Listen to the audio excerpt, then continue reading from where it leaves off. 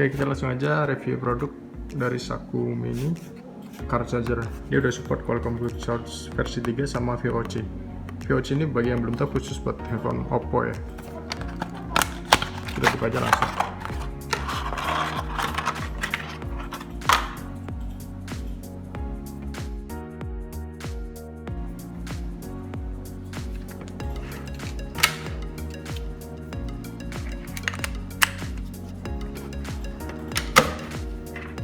Ini udah support fast charging, kita bisa lihat di sini.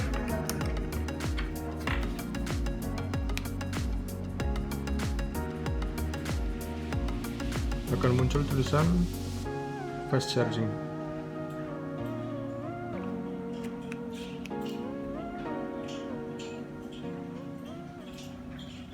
Oke, itu aja.